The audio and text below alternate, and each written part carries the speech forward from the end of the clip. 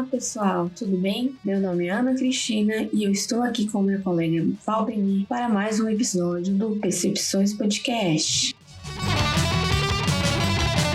No episódio de hoje, nós iremos conversar um pouquinho sobre como foi o nosso processo seletivo para o PFPT e dar algumas dicas de estudo. Certo, Valdeni? Certo, Ana. E tudo bem com você? Tudo bem. Eu vou aproveitar e me adiantar para falar o nosso tema de hoje, que será como chegamos até aqui. Eu não sei o seu caso, Ana, mas o meu foi um pouco louco. Quando eu soube do mestrado e já falei com uma amiga do meu trabalho, combinamos que iríamos fazer a prova.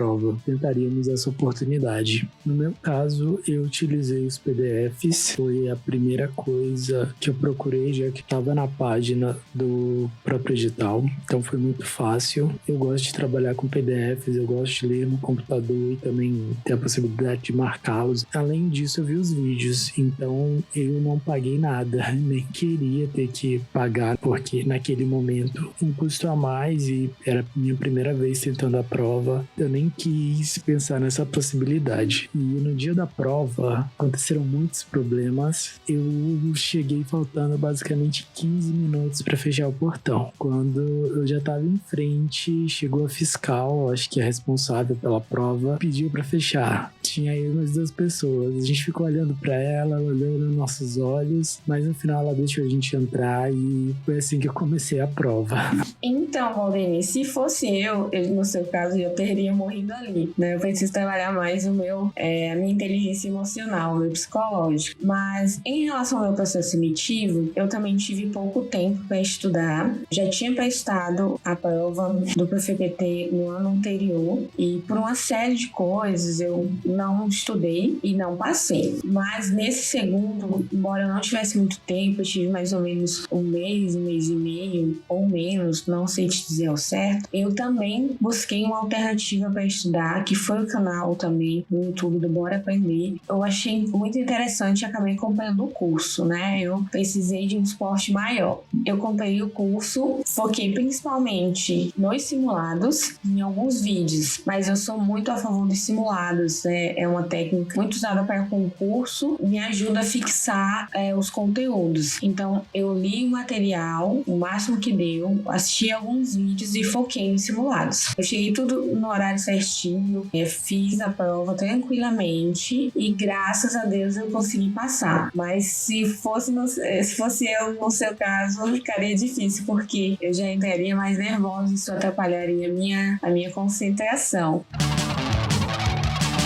Eu acho interessante ainda comentar para os nossos ouvintes que, como nós viemos de área diferente da área da educação, eu particularmente tive muita dificuldade nos artigos, que embora estivessem todos disponíveis na internet, o linguajar era diferente. Eu vim de uma prática da área da administração, né? Então, é uma área bem diferente quando comparada específica à educação ou ensino. Então, eu tive essa dificuldade e, por isso, o curso me foi muito útil, porque ele trouxe uma linguagem mais acessível, trouxe explicação de termos que são complexos, que quando nós vamos para o mestrado, aí que a gente tem uma dimensão maior desses termos. Para quem não é da área da educação, não se assustem, busquem, como o Valdeni falou, conteúdos na internet, que tem de forma gratuita, busquem vídeos no YouTube, outros meios para estar tentando conseguir essa vaga. Não se desesperem, busquem alternativas que, assim como eu tive muita dificuldade, não tenho vergonha de dizer aqui, mas eu consegui passar porque eu fui buscando estudar e buscando formas de me adaptar a essa nova realidade, a esse novo conteúdo, que é algo que já vai te preparar, mesmo que sucintamente, para o que te espera no mestrado. Eu também tive muita dificuldade com os textos e, querendo ou não, eles são importantes porque a partir do momento que você inicia essa jornada, vai ser presente,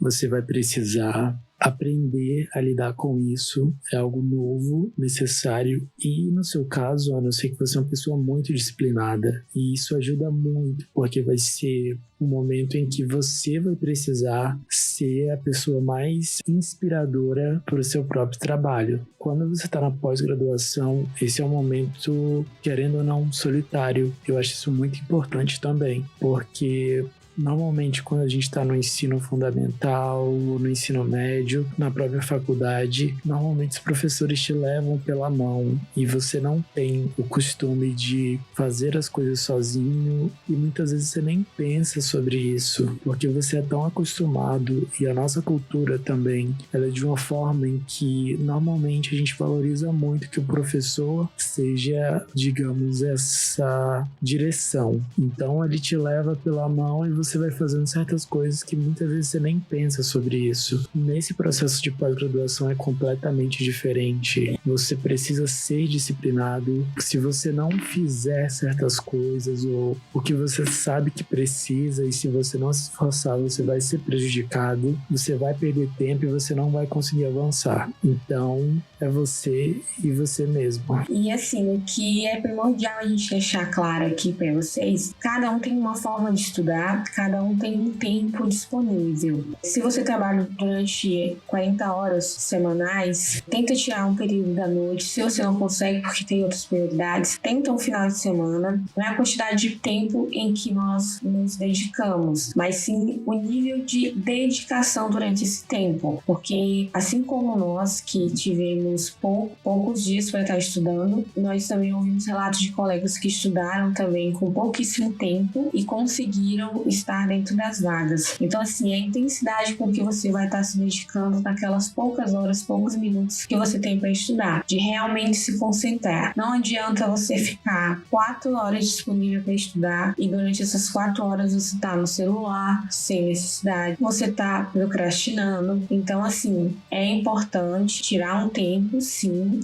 mas tenta se organizar de acordo com a sua realidade, para que você consiga ter um estudo de qualidade também.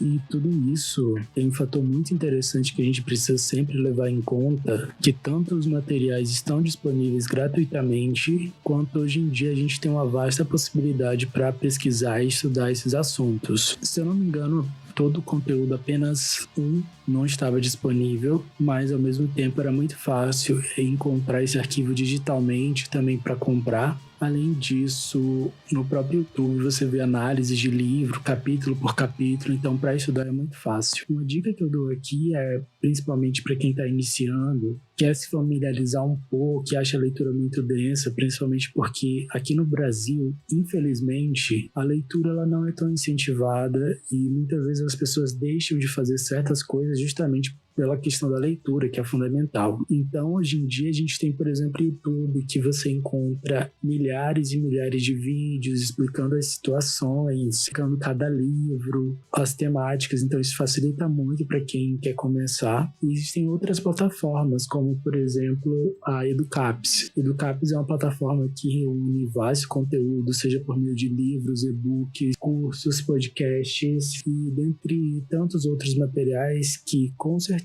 você vai encontrar alguma coisa relacionada à bibliografia do ProfEPT. E para quem tiver interesse, é muito fácil, é só digitar educaps.caps.gov.br no seu navegador e você pode fazer a busca. Então, hoje em dia não tem mais desculpa para fazer esse tipo de coisa. É muito fácil, muito prático e também muito útil.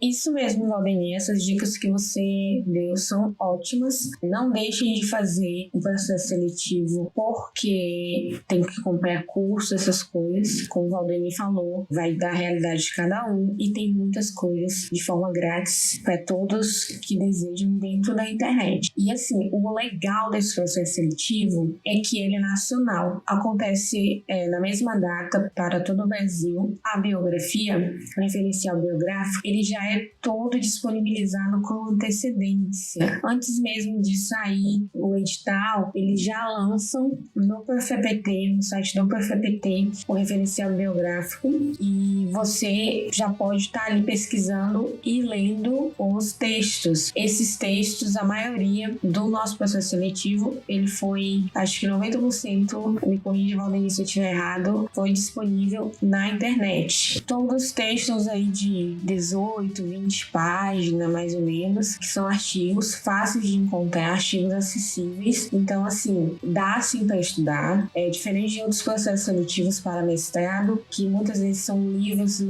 até caros, livros difíceis de encontrar. Então, assim, esse mestrado, eles têm esse diferencial que é muito bacana. Um outro fator muito interessante e importante é que o processo do ProfEPT contém os temas, mas principalmente os livros e os autores. Isso muda toda a questão do concurso, porque em outras seleções, tanto de outros concursos, universidades, quando você tem apenas um tema genérico e você não sabe em quem a banca está se baseando para construir as questões, isso implica simplesmente em você muitas vezes estudar, mas não ser exatamente aquilo que a banca quer. Então isso é um problema. Eu acredito que inclusive isso precisa ser repensado no futuro aqui no Brasil, porque as seleções precisam ser muito claras, e nesse sentido o ProfEPT ele está de parabéns. Perfeito, Valdemir, isso que você falou é muito importante, né? Frisando que o fato das referências já estarem lá, dizendo o autor, dizendo qual é o artigo e realmente eles cobrarem aquilo que eles propuseram no referencial biográfico, traz uma segurança maior do que quando está como um concurso, um tema geral, e você, dependendo do tema, de quem está abordando esse tema, de qual autor, às vezes as percepções mudam, né? As ideias mudam. Então, o fato deles trazerem o autor com o tema,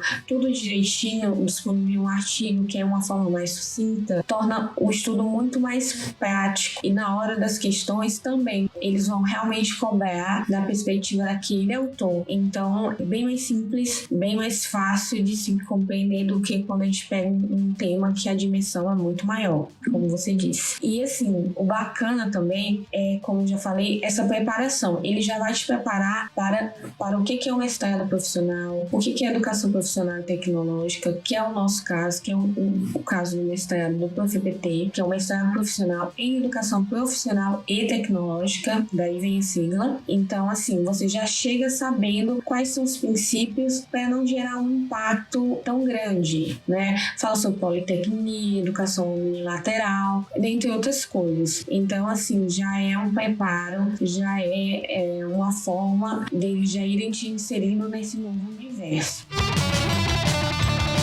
E falando em se situar, pessoal, outra coisa bacana desse edital é que ele já te disponibiliza como vai funcionar cada instituição onde vai ter um mestrado profissional. No nosso caso aqui de Rio Branco, Acre, já fica lá disponível no edital que as aulas presenciais vão ser durante uma semana inteira do mês, de segunda a sexta, tendo um intervalo de 2 horas para o almoço. Em outros polos já é diferente. É importante frisar que nessa primeira etapa do mestrado, nós vamos ter as aulas presenciais e depois as aulas online, que seriam as disciplinas eletivas, que ocorrem com o Brasil inteiro. Você tem essa diversidade de poder ter aulas com professores de São Paulo, Rio, dentre outras capitais, dentre outros polos, e assim como eles têm essa disponibilidade também de ter aulas com os professores do Acre. Então, assim, a turma acaba sendo bem diversa e você tem contato com pessoas que você não teria num tema presencial. Isso é rico também. Então, assim, no nosso polo, o fato de ser uma semana inteira do mês,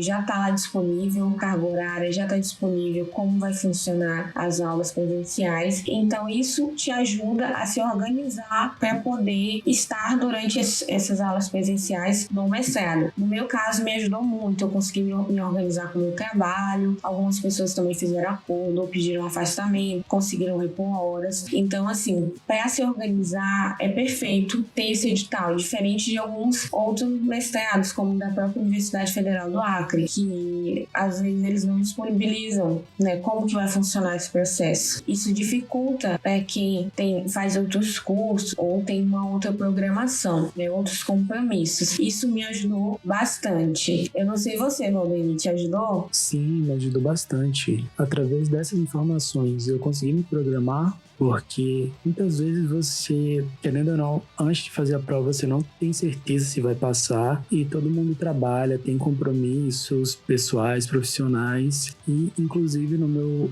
trabalho eu consegui, por exemplo, negociar, justamente porque eu tinha essa comprovação dos horários, consegui participar tanto das aulas, que por serem o dia inteiro, todos os dias, se não tivesse isso, ou se precisasse talvez de algum requerimento, alguma outra coisa, seria muito mais complicado. Na época eu não estava nem morando aqui em Rio Branco, eu estava morando em outra cidade, eu voltei para Rio Branco, então foi meio na correria, mas deu tudo certo. E posteriormente também isso ajuda porque, por exemplo, principalmente nas atividades de orientação, isso auxilia bastante, porque você tendo um pouco dessa noção, você já se programa, já mostra quais são os dias que você vai precisar ir para as aulas e para orientação. Então, tudo isso facilita bastante. Isso mesmo, Valdemir. É muito verdade que você falou. A gente já até fez um podcast sobre isso, que é o nosso segundo podcast. Então, assistam, que traz um pouquinho dessas questões da pandemia e como isso afetou. Mas é válido mencionar mais uma vez que é importante, sim, rever essas questões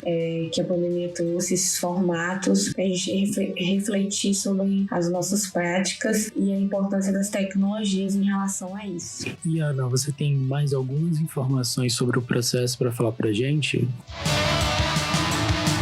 Sim, Valdemir, eu ainda tenho aqui para falar para o pessoal sobre o edital. Eu quero deixar como exemplo aqui o Polo de Rio Branco, Acre, né, no qual nós estamos cursando o mestrado. Eu quero dizer que aqui, gente, como exemplo, no campus Rio Branco do Instituto Federal do Acre, foi disponibilizado no edital 8 vagas gerais, né, para a comunidade e 1 vaga para pessoa com deficiência, 3 vagas para o PPI, pretos, pardos e indígenas. Essas 8 vagas gerais, elas seriam vagas de ampla concorrência, tá bom? E também tem as vagas para a comunidade interna, que seria para os próprios funcionários do IFAC. Então, 8 vagas ampla concorrência, também 1 vaga para pessoa com deficiência, e para o PPI são 3 vagas, totalizando 24 vagas entre as vagas para servidores e para comunidade externa. No momento,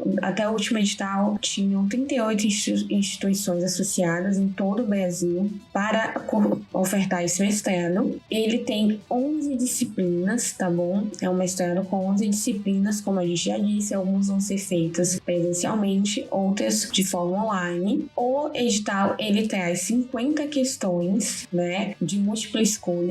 Essas 50 questões, a cada acerto você tem 1 ponto e a cada erro vai ser descontado 0,33 pontos. Então, assim, caso você erre, diferente de algumas bancas de concurso, você não vai perder aquele ponto conquistado, você vai perder inteiro, né? Você vai perder só 0,33. Então, assim, não sai tanto assim no prejuízo, tá bom? No último processo seletivo, foram exigidas a leitura de 10 biografias, tá bom? Então, como a gente já falou, dá para estudar, dá para ler, dá para se organizar e tá prestando com qualidade essa prova para esse processo seletivo. É importante também dizer que não é só, como a gente já falou anteriormente, não só se preparar para o mestrado, mas também é importante se preparar para o que você vai enfrentar, porque o mestrado não é algo fácil, é algo que requer dedicação. Eu tive um impacto pelo fato de estar me preparando para atuar, queria trabalhar com um público-alvo que fosse do ensino superior. Quando eu cheguei na instituição, eu descobri que era focado no ensino